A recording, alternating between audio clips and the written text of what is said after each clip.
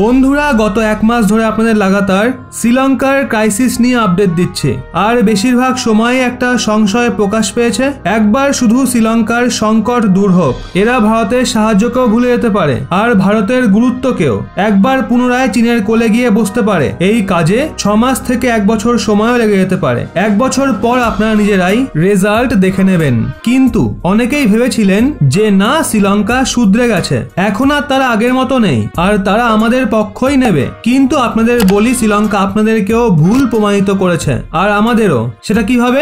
আসলে এই সংকটের মাঝে যখন ভারত শ্রীলঙ্কাকে পয়সা দিয়ে সাহায্য করছে, খাদ্য সামগ্রী পাঠাচ্ছে, মেডিসিন পাঠাচ্ছে এবং নিত্য প্রয়োজনীয় সমস্ত জিনিস শ্রীলঙ্কাকে দিয়ে তাদের যতটা সম্ভব সহায়তা করছে, কিন্তু এর মাঝে শ্রীলঙ্কার সরকারের তরফ থেকে একটা এমন স্টেটমেন্ট বেরিয়ে আসে যার থেকে জানা যায় যে তারা 6 মাস 1 বছর নয়, এখনই এই সময়েই চীনের কোলে ওঠার জন্য তৈরি আছে, যেখানে গোটা পৃথিবীতে ভারতই একমাত্র দেশ যে শ্রীলঙ্কাকে সাহায্য করছে।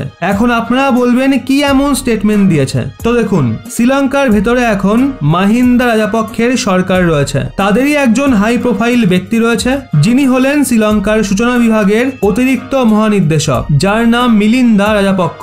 পদবিটা শুনে আপনারা বুঝতেই পেরে গেছেন যে তিনি কতটা নিকটের রাজাপক্ষ ফ্যামিলির। যখন উনি ভারতীয় মিডিয়াকে একটা ইন্টারভিউ দিচ্ছিল তখন তাকে জিজ্ঞাসা করা হয় ভারত আপনাদের সাহায্য করছে, আপনারা কি এর ফলে আশ্বস্ত হচ্ছেন সংকট কত তাড়াতাড়ি মিটবে আর আপনারা ভারতের প্রতি আর কি আশা রাখেন? তো ওনারা বলেন যে হ্যাঁ, ভারত আমাদের খাদ্য সামগ্রী দিয়ে সাহায্য করছে, আমাদের সদ্যই পয়সাও দিয়েছে ভারত আর পরে এই ধরনের সহায়তা করা হবে, কিন্তু আমরা চাই ভারত IMF থেকে আমাদের লোন পাইয়ে দেওয়ার জন্য সাহায্য করুক আর ওখানে ভারতের ভালো মতো প্রভাবও রয়েছে, এক্ষেত্রে ভারত এটা করতে পারে। কিন্তু এরপর যেটা উনি বলেন সেটা এখন মন দিয়ে শুনুন।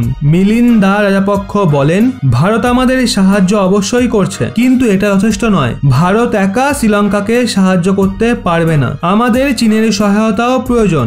এখন টেকনিক্যালি দেখলে মিলিন্দা রাজাপক্ষের এই কথাটা ভুল নয়, কথাটা ঠিক। চীন চাইলে শ্রীলঙ্কার সংকট শেষ করে দিতে পারে। কিভাবে? আসলে শ্রীলঙ্কার ভেতরে আজ যে সংকট তৈরি হয়েছে সেটা চীনের ঋণের কারণে। শ্রীলঙ্কার ভেতরে বিগত 10-15 বছরে যেই প্রধানমন্ত্রী হয়েছে, রাষ্ট্রপতি হয়েছে, সবাই চীনের থেকে ভরে ভরে ঋণ নিয়েছে, নিজের পকেট মোটা করেছে আর দেশকে কাঙাল বানিয়ে দিয়েছে। কিন্তু যদি আজ চীন শ্রীলঙ্কাকে সাহায্য করতে চায় তাহলে তারা করতে পারে।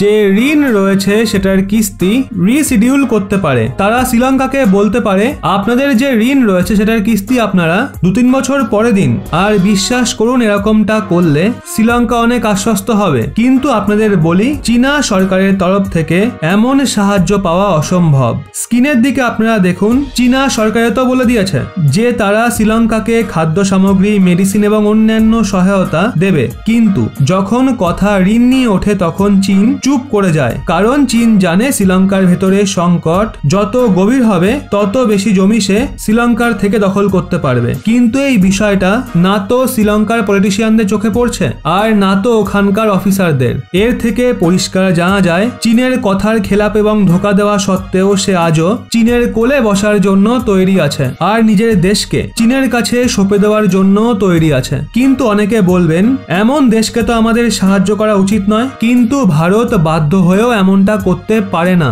কেন? কারণ শ্রীলঙ্কা ভারতের অনেক নিকটে রয়েছে আর চীন শ্রীলঙ্কার যত জমি দখল করবে ভারতের সিকিউরিটির জন্য তত বড়ই বিপদ তৈরি হবে। এক্ষেত্রে শ্রীলঙ্কার সরকার যেমনই হোক ভারতকে সাহায্য করতেই হবে। এই সম্পূর্ণ বিষয় নিয়ে আপনাদের কি মতামত অবশ্যই কমেন্টে জানান।